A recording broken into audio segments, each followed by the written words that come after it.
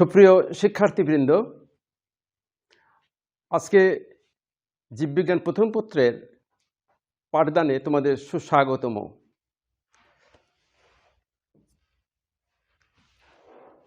পাঠ উপস্থাপনায় আমি মোহাম্মদ আশরাফুল ইসলাম, সহকারী অধ্যাপক, জীববিজ্ঞান বিভাগ, ক্যামব্রিয়ান স্কুল অ্যান্ড কলেজ। তোমাদের কিছু ছবি দেখাবো, তোমাদের ধারণা করতে হবে আজকের আলোচনার বিষয় কি হতে পারে।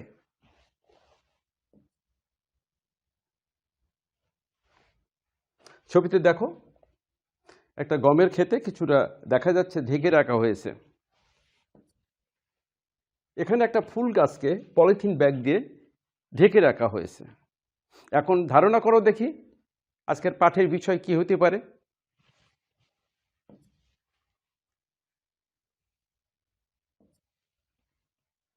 এখানে আরেকটি ছবি দেখো, নিচে আলু হয়েছে, উপরে টমেটো হয়েছে। এর নাম তোমরা কি জানো? হ্যাঁ, এর নাম হচ্ছে পোমাটো। পটাটোর পো আর টমেটোর মাটো, পোমাটো। কি সুন্দর ব্যবস্থা, নিচে আলু, উপরে টমেটো। সুতরাং আজকের আলোচ্য বিষয় কৃত্রিম প্রজনন বা হাইব্রিডাইজেশন। কৃত্রিম উপায়ে আমরা প্রজনন ঘটাবো আমাদের ইচ্ছা মতো। আজকে বাংলাদেশ যে কৃষিতে একটা বিপ্লব ঘটে যাচ্ছে, এটার পিছনে কিন্তু আজকের এই কৃত্রিম প্রজনন অনেকটাই কৃতিত্বের দাবিদার।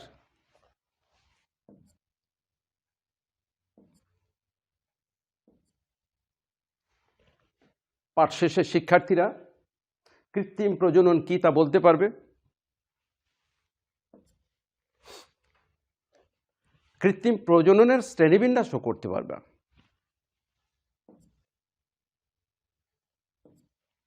কৃত্রিম প্রজননের উদ্দেশ্য কি সেটাও আমরা জানতে পারব।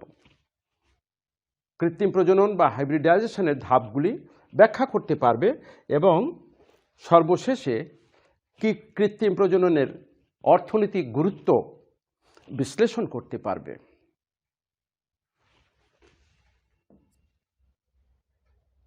আমরা প্রথমেই কৃত্রিম প্রজনন কাকে বলে এটা শেখার চেষ্টা করি। কৃত্রিম প্রজনন কাকে বলে এইটা আমরা জানি, প্রথমে জানতে হবে। তাহলে দুটি বিসদৃশ নির্বাচিত উদ্ভিদ, মানে যাদের মধ্যে কোনো মিল নাই, এরকম আমরা দুটি উদ্ভিদকে নির্বাচিত করব, সিলেকশন করব করে নিয়ন্ত্রিত উপায়ে, অর্থাৎ কতগুলো নিয়ম পদ্ধতি মেনে তাদের মধ্যে পরাগায়ন ঘটিয়ে বৈশিষ্ট্যের পরিবর্তন করে উন্নত জাত বা প্রকরণ সৃষ্টি করার প্রক্রিয়াকে কৃত্রিম প্রজনন বা হাইব্রিডাইজেশন বলে। আমরা সংক্ষেপে এটাকে আরও নিয়ে আসতে পারি ব্যবহার। কৃত্রিম উপায়ে উন্নত বৈশিষ্ট্য সম্পন্ন নতুন প্রকরণ উদ্ভাবনের প্রক্রিয়াকে সংকরায়ন বা হাইব্রিডাইজেশন বলা হয়। অর্থাৎ আমরা দুটি গাছ, উন্নত গাছ নির্বাচন করব, কতগুলো নিয়ম পদ্ধতি মেনে চলে তাদের মধ্যে আমরা প্রজনন ঘটাবো, ঘটিয়ে আমরা উন্নত জাত, তাদের থেকে উন্নত জাত সৃষ্টি করব। এটাই সংকরায়ন, এটাই কৃত্রিম প্রজনন।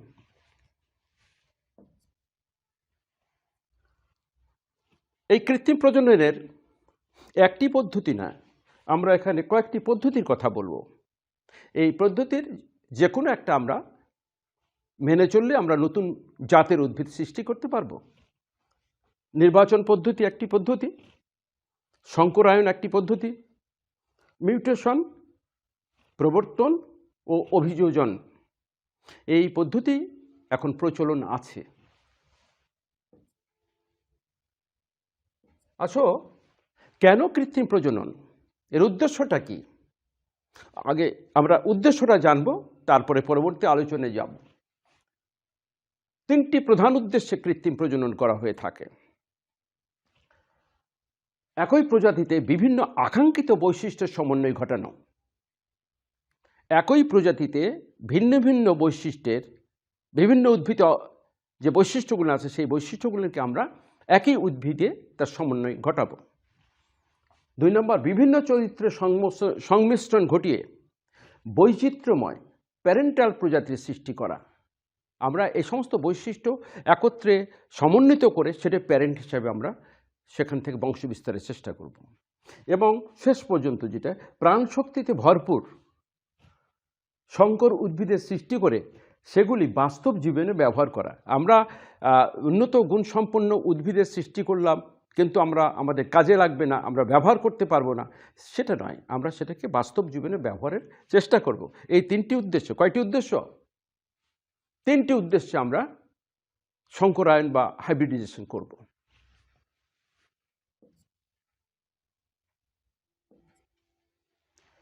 দেখো, আমি ধাপগুলোর নাম প্রথমে নাম বলবো, তারপরে এটা আলোচনা করব। কোন কোন ধাপ আমরা অনুসরণ করব সেই ধাপগুলোর নাম তোমরা একটু জেনে নেওয়ার চেষ্টা করো। প্রথমেই দেখো, প্যারেন্ট নির্বাচন, অর্থাৎ আমার আকাঙ্ক্ষিত বৈশিষ্ট্য যে সকল প্যারেন্টে আছে সেই প্যারেন্টগুলো নীরোগ, সুস্থ, সবল দেহের, উন্নত জাতের এই প্যারেন্ট আমরা নির্বাচন করব। 2 নম্বর, প্যারেন্টের মধ্যে স্বপরাগন ঘটাবো। 3 নম্বর, ইমাস্কুলেশন সম্পর্কে আমি পরে আলোচনায় আসতেছি। এবং 4 নম্বর, ব্যাগিং, ক্রসিং। 6 নম্বর, লেবেলিং। 7 নম্বর, বীজ সংগ্রহ। 8 নম্বরে বীজ বপন করব। F1 বংশধরের উদ্ভব হবে 9 নম্বরে। এবং 10 নম্বরে গিয়ে F1 বংশধরের ব্যবহার ও নতুন প্রকরণের সৃষ্টি। এই সমস্ত ধাপ অতিক্রম করার পর আমরা নতুন একটি প্রকরণ, নতুন একটি জাত সৃষ্টি করতে পারব। আসলে বেশ কয়েকটি ধাপ আমরা একটু পরপর আলোচনা করি, তোমরা মনোযোগ দিয়ে শুনবে কিন্তু, তাহলে আমরা এটা শিখতে পারবো। দেখো, এখানে একটা ছবি আছে, প্যারেন্টস, একটা ছোট একটা বড়, এই দুটোকে নির্বাচন করলাম। করার পরে এই যে দেখো পরাগ রেণুগুলো ছড়িয়ে পড়তেছে ওটাতে, এই দুটার মধ্যে পরাগায়ন ঘটালাম। আমরা সংকরায়নের জন্য সতেজ সবল উদ্ভিদ নির্বাচন করার পরে তাদের মধ্যে আমরা স্বপরাগায়ন ঘটালাম। ঘটিয়ে পরবর্তীতে যে সংকর জীবটা, মানে পরাগায়ন ঘটে দুটি প্যারেন্টের মধ্যে ক্রস করে যে উদ্ভিদ সৃষ্টি হয় তাকে সংকর বলা হয়, হাইব্রিড বলা হয়। এটা কিন্তু প্রশ্ন আমরা করতে পারি যে হাইব্রিড বা সংকর কি? সেটা হচ্ছে দুটি উদ্ভিদের মধ্যে ক্রস করে যে উন্নত জাতের যে উদ্ভিদটা আমরা পেলাম সেটাই সংকর উদ্ভিদ।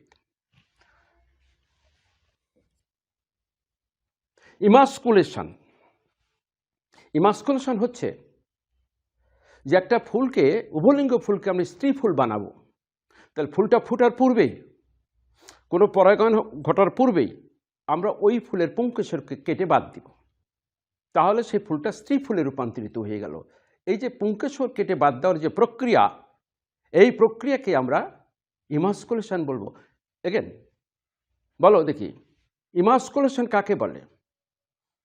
ইমাস্কুলেশন মানে একটা পুরুষোত্তীন করবো, একটা স্ত্রী ফুল বানাবো, অর্থাৎ উভলিঙ্গ ফুলে থাকে তোমার পুংকেশর থাকে এবং স্ত্রীকেশরও থাকে।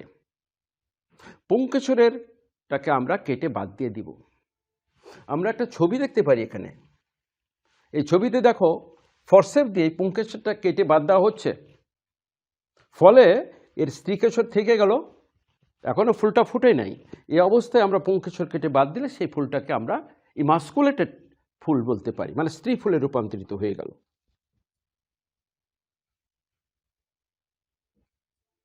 এখন যে ফুলটাকে আমরা ইমাস্কুলেশন করলাম, সেই ফুলটাতে যেন অন্য ফুলের প্রাকৃতিকভাবে যেন রেণু এসে না পড়তে পারে, সেই জন্য একটা ব্যাগ দিয়ে তাকে ঢেকে দিব আমরা।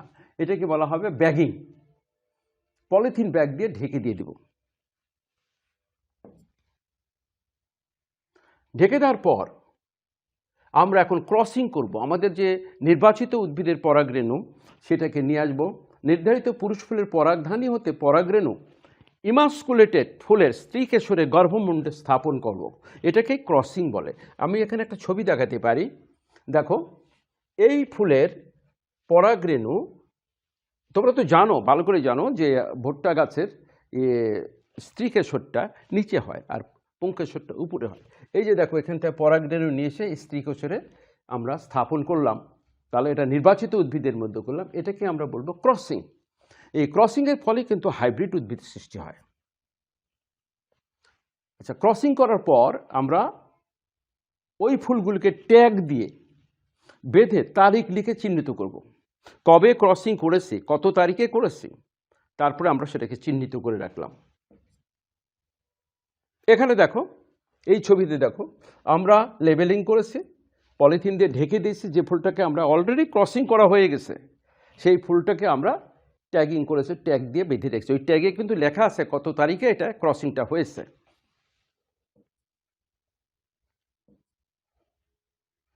এরপরে যথারীতি গাছটি বড় হবে, বড় হওয়ার পর ফল হবে, ফলের মধ্যে বীজ হবে।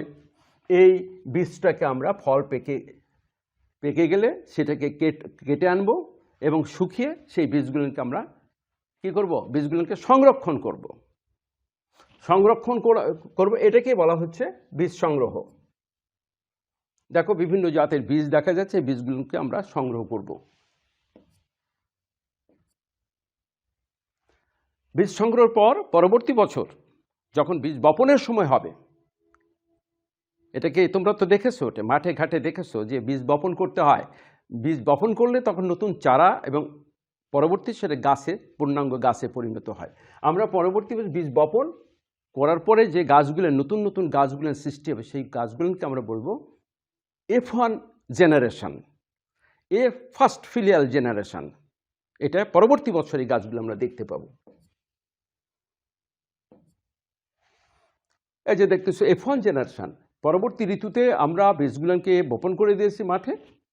বপন করার পরে যে চারাগুলোর উৎপত্তি হচ্ছে তারা সবাই হচ্ছে কি উদ্ভিদ, F1 জেনারেশন।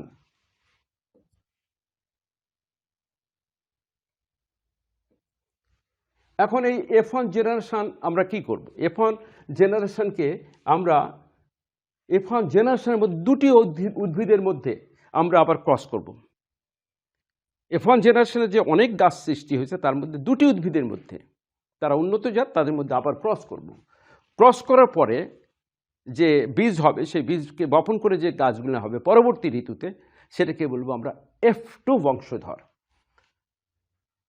এইভাবে কয়েক জেনারেশন আমরা নিজেদের মধ্যে আমরা ক্রস করতে থাকব। ওই যেটা আমরা হাইব্রিড আকারে পেয়েছি সেই জেনারেশনের মধ্যে ক্রস করতে করতে এমন এক সময় আসবে যে আমরা নতুন একটা ভ্যারাইটি, নতুন একটি প্রকরণ আমরা পেয়ে গেছি, এক্সপেক্টেড প্রকরণ আমরা পেয়েছি, উন্নত জাতের উদ্ভিদ আমরা পেয়েছি। আজকে যে সমস্ত গম, যে সমস্ত ধান উন্নত জাতের পাচ্ছি, এইভাবে এই ধাপগুলোর অনুসরণ করেই আমরা সেই জাতগুলোকে অর্জন করতে পেরেছি। F2 F1 বংশধরের ব্যবহার এটা। এখন তোমাদের সামনে একটি নতুন বিষয় জানার বিষয়, যে কৃত্রিম প্রজননে, মানে বিবর্তনে কৃত্রিম প্রজননের ভূমিকা কি। ক্রমবিবর্তন যে আস্তে আস্তে পরিবর্তন ঘটছে, সেই পরিবর্তনে এখন বাজারে যে সমস্ত শাকসবজি ফলমূল আমরা কিনতে যাই, সে আগের কোনোটাই অরিজিনাল ফল আমরা পাই না। কৃত্রিম প্রজননের মাধ্যমে আমরা পেয়েছি অনেক উন্নত জাত। প্রথমে আমরা দেখি ভেরিয়েশনের সৃষ্টি।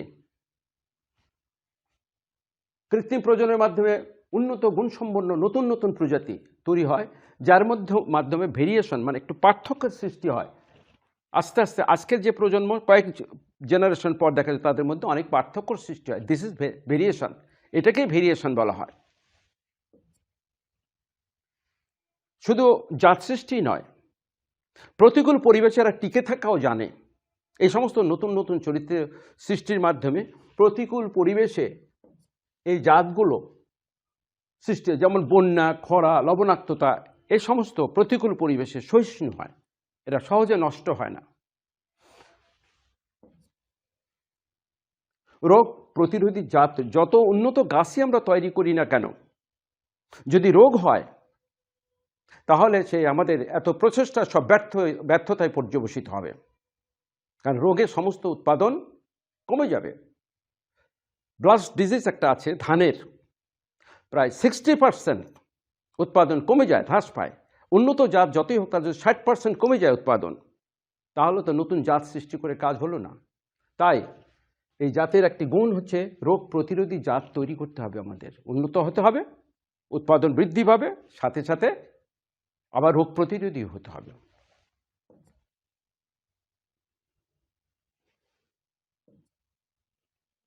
গুণগত মান উন্নয়ন, শুধু তাই নয়, এর গুণগত মান উন্নয়ন করতে হবে, যেমন গন্ধ, বর্ণ, স্বাদ, এসবগুলো সবই উন্নয়ন ঘটাতে হবে। গন্ধ থাকতে হবে, আবার দেখতে সুন্দর হতে হবে, স্বাদেও খেতে ভালো লাগে যেন। তরমুজের কথা বলি, তরমুজ আমরা যখন ছোটবেলায় ছিলাম তরমুজের মধ্যে অনেক বিচি ছিল, অত মিষ্টিও ছিল না। এখন বীজহীন তরমুজ সৃষ্টি হয়েছে এবং অনেক সুমিষ্ট, এবং বর্ণটা এত সুন্দর, লাল টকটকে বর্ণ, দেখেই তো আকৃষ্ট হবে মানুষ খাওয়ার জন্য। এই ধরনের বৈশিষ্ট্যগুলো আমরা আনতে পেরেছি হাইব্রিডাইজেশন বা কৃত্রিম প্রজননের মাধ্যমে।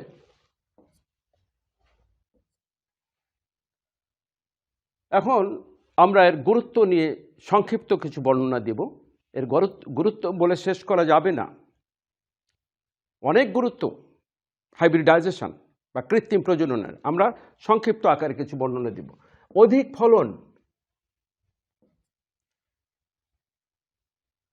উন্নত গুণগত মান, রোগ প্রতিরোধী জাত সৃষ্টি, প্রতিকূল সহিষ্ণুতা আলোচনা করেছি।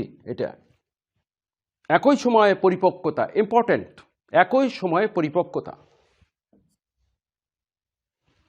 বীজ ঝরে পড়া স্বভাবের পরিবর্তন, অধিক ফলন, একর প্রতি যেখানে ধান উৎপাদন হতো 30 থেকে 35 মণ, এখন সেখানে 80 থেকে 90 মণ ধান উৎপাদন হচ্ছে, এবং উন্নত গুণগত মানের। আমরা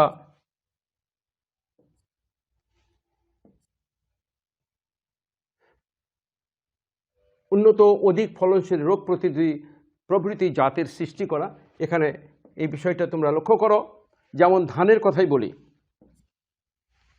ধান 1 নম্বর পয়েন্টে আমরা যেটা বলতে চাই, ধান কিভাবে উন্নত হয়েছে। কৃত্রিম প্রজননের মাধ্যমে বাংলাদেশের বিজ্ঞানীগণ গবেষণা করে বেশ কয়েক প্রকারের উচ্চ ফলনশীল ধান উদ্ভাবন করেছেন, যেমন ব্রি 8, ব্রি 11, ব্রি 15, ব্রি 29। এসব ধানের ফলন একর প্রতি 30 থেকে 35 মণ এটা হতো, সেটা বৃদ্ধি পেয়েছে 80 থেকে 90 মণ। যেভাবে জনসংখ্যা বাড়তিছে, যদি ফসলের উৎপাদন না বৃদ্ধি হয় তাহলে সেটা খাদ্যাভাব দেখা দেবে, খাদ্যের অভাব দেখা দিবে।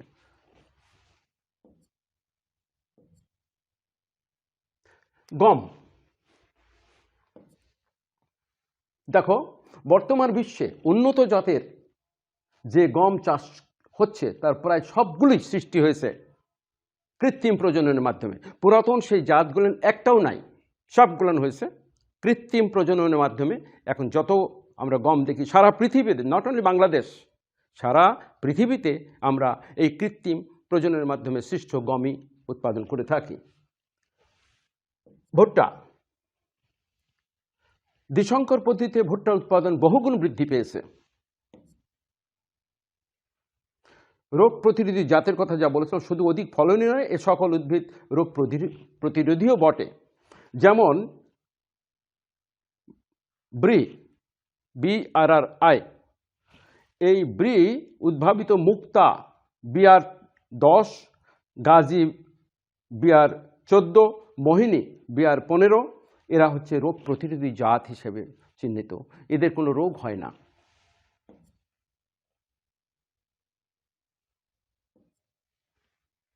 উন্নত জাত ও গুণগত মান, যেমন আখ, তরমুজ, স্ট্রবেরি, পেয়ারা, তামাক প্রভৃতি উন্নত জাত উদ্ভাবন করা সম্ভব হয়েছে। তামাক, উন্নত জাতের তামাক আমরা এই প্রক্রিয়া উদ্ভাবন করতে পেরেছি।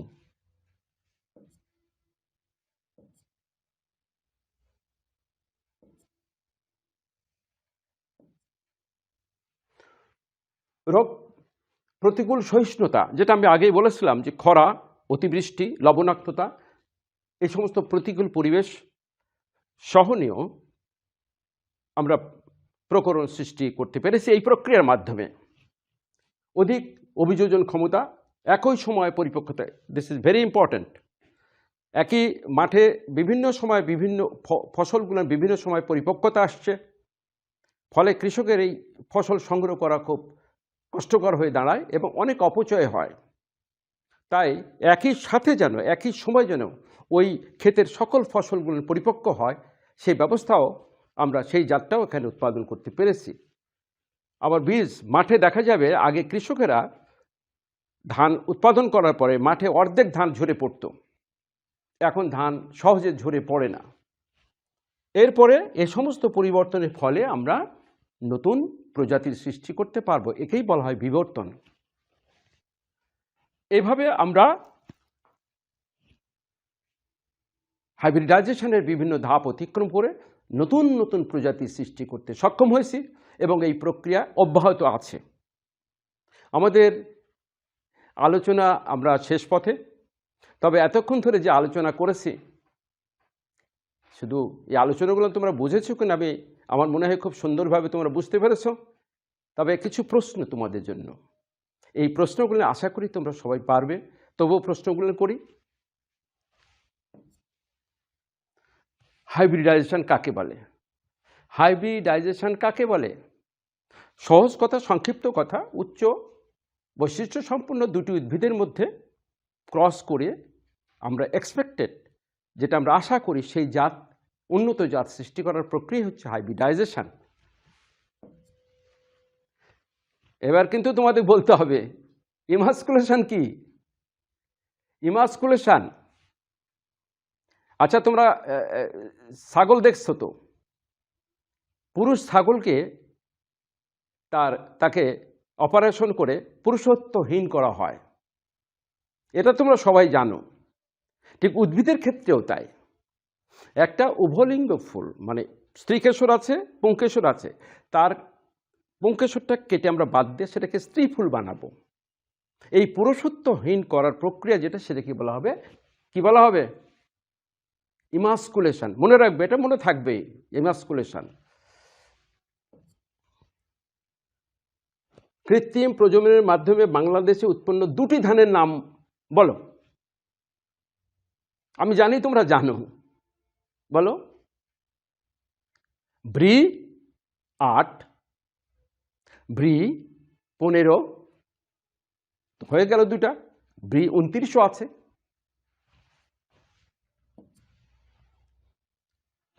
শঙ্কর উদ্ভিদ কাকে বলে? ইংরেজি বলি শঙ্কর। হাইব্রিড কি? হাইব্রিড কি? আমি দেখেছি দুটো ভুট্টা গাছের ক্রস করে দেখলাম একটা বড় উঁচু গাছ সৃষ্টি হলো, অর্থাৎ দুটি প্যারেন্টের মধ্যে ক্রস করে যে নতুন উদ্ভিদটা সৃষ্টি হয়, তার সন্তান যেটা সৃষ্টি হলো, সেটাই হচ্ছে হাইব্রিড।